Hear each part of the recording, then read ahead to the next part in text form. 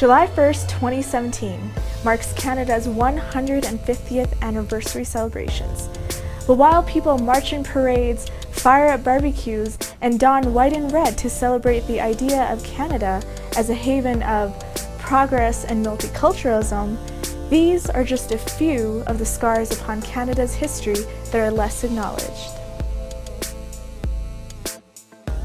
Tens of thousands of Indigenous children were forcefully uprooted from their families in the 19th and 20th centuries.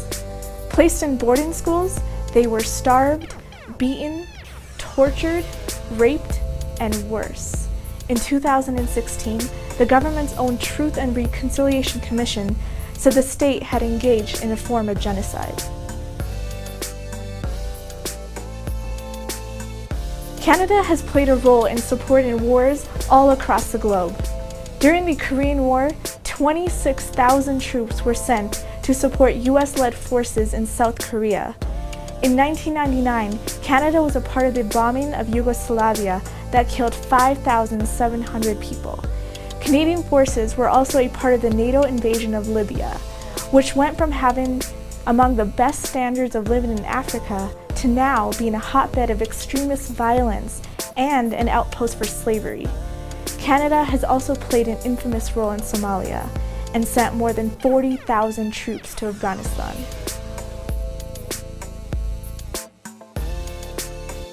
Despite Trudeau's pledges to be a leader against climate change, his government has approved two major pipeline projects.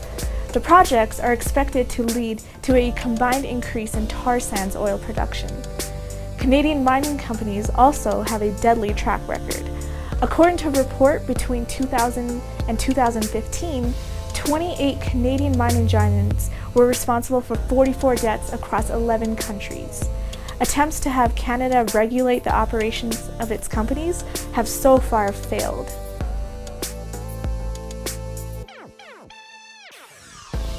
After Chinese workers built the railway that connects the country, Canada enacted a head tax for any Chinese person that wanted to immigrate to Canada.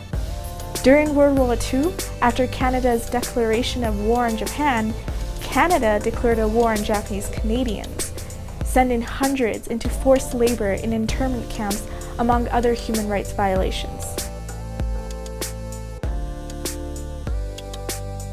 Slavery in Canada spanned 2 centuries and was abolished through British North America in 1834. 183 years later, Black people remain monitored and marginalized.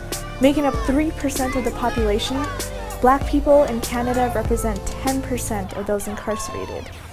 Institutionalized discrimination and brutality at the hands of police forces in major cities have raised the uncomfortable but necessary conversation of continued racism in a country that is supposed to be the most multicultural and tolerant in the world.